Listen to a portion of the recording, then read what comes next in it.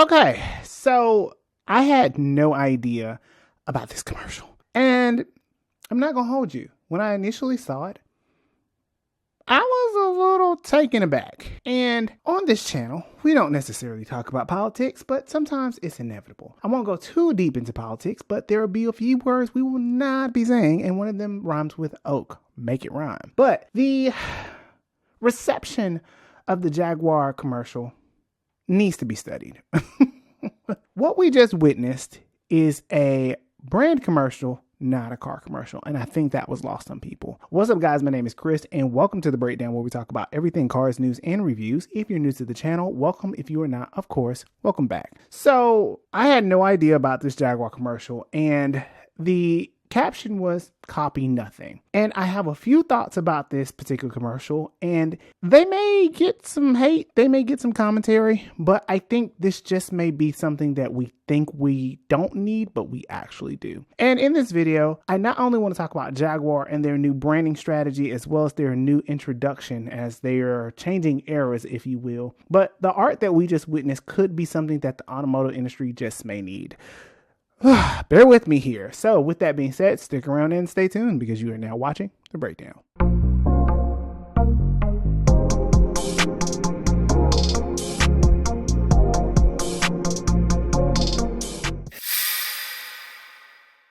Now, before I get started, I want to let you guys know a few housekeeping rules. We do not use the word that rhymes with oak here because the etymology does not match the context. Put what I just said together as you will. But the thing to remember is that in the car community, we complain a lot about boring cars. We complain a lot about electrification, SUVs. And I thought about it, and I thought about it, and I thought about it. And what we just witnessed was art.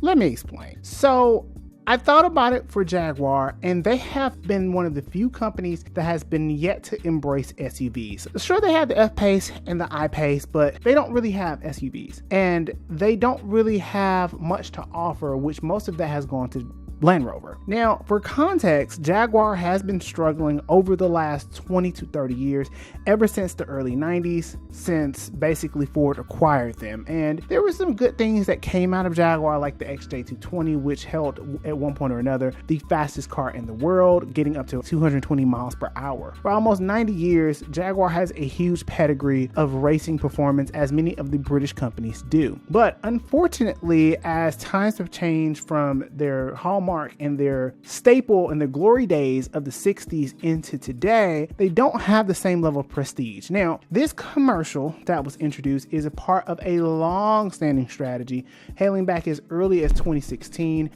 roughly about 8 years after Tata acquired the Jaguar brand and Land Rover brand from Ford. For all intents and purposes, the commercial represents their entrance into electrification. If you have not been keeping up with Jaguar for the last 5 or 6 years, they have been almost non-existent in the automotive space. And they have been fully committed to creating electric cars. And I think this is a really important piece of the puzzle. At the launch of the commercial, which just debuted earlier this week, it would seem as though that the initial impressions is jarring. But I think that's the point. So what I took away from the commercial after watching it a few times, and as somebody who watches a lot of art actively, I have to interpret different themes and messages when I'm understanding the art and not just looking at it on a surface level. Call me a little bit of a geek. But the thing to remember is that for Jaguar as a company, this is a big bet for them. Now, I'm going to go out on a limb and say this may be something that the automotive industry needs. And the theme is electric, and the theme for the commercial was vibrant with pink and vibrant with yellow, red, blue, very, very potent, pungent colors. And there was a lot of diversity and a lot of things into this equation of Jaguar. Now, granted, on my own opinion, I do feel as though this was probably not the best timing, but coincidentally, it could be great timing. Let me explain. So we have had a lot of conversation around EDI, and yes, I intentionally warped those letters. Now, according to some critics, they think that it is very oak, and they think that it is very strange to emphasize this with no car. And that was probably the biggest point of this, was that you didn't have a car. But what you saw was a artistic commercial that was electric that emphasized a brand rollout and not necessarily a car rollout. I'm a little bit of an optimist. I've grown as I've matured to become a little bit of an optimist, right? And I give everybody the BOD. But there's been a lot of criticisms around the commercial being too aware of the systemic and minority issues that exist within our society. And it's easy to say that, but think about every electric car and how non-exciting it is, and how we as car enthusiasts have been clamoring for something more exciting and innovating. And even though this is the end of an era for Jaguar, this could be a rebrand and a rebirth. This is not the first time they've done this, but this is the first time that they've done quite a rollout like this. This is a big deal because if they get this right, this could take away some sales from Tesla in a big way. The things that are going to be necessary for this particular rollout, because on December 2nd, they're anticipating in Miami, they will be unveiling some things. They were kind of vague about it, but I think it's just basically an unveiling of their first new product that they expect to sell. And if you haven't been keeping up, pretty much they took out all of their production from the UK, as well as they only sell one car in the US. So it's a big deal that Jaguar gets this right. And the reason why I say that is because that's the emphasis of the new brand. Now, with this new product that they anticipate on releasing to the public, it is very possible that the commercial was supposed to represent where they're going in terms of electric. It's supposed to be jarring, it's supposed to be polarizing. It is supposed to serve a market that dares to be different. Now, for me personally, I thought it was weaponization of a particular issue we're dealing with amongst the Americans right now, and I had to take myself out of the equation and remember that this is a British company first, not an American company. But ultimately, I do believe that we have taken this commercial for face value without interpreting the messages that should be said. And it's also to be noted that there was a lot of artistic visions that were used in the development of this, and their brand strategy is Exuberant Modernism, which is basically a way of saying we are going to be bold in a modernistic way.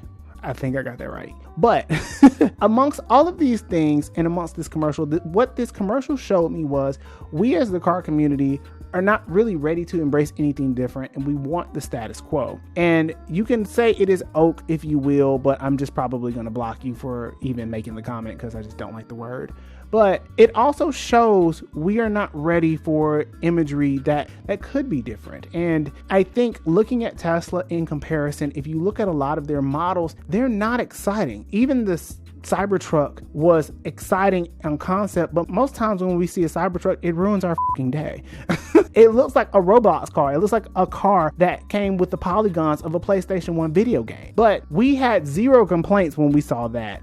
At least the majority didn't, but the majority of people loved the Cybertruck and what it had to offer. The difference was that it kept a huge emphasis on ruggedness and masculinity. And I think the commercial that we just witnessed was a take on not necessarily femininity, but more so a take on exuberance, as they said, modernism. But I do want to take away this is that Jaguar has not presented us with a product, and that may be by design. But the most important thing to remember is until we see the car and until we see how the car performs and how the car is priced, we really don't have much to go off of, and you almost can't take this commercial for face value, as I did when I first saw it. But if in fact Jaguar does get it right and they do have a hit on their hands, this could be a departure from what we know electric vehicles to be.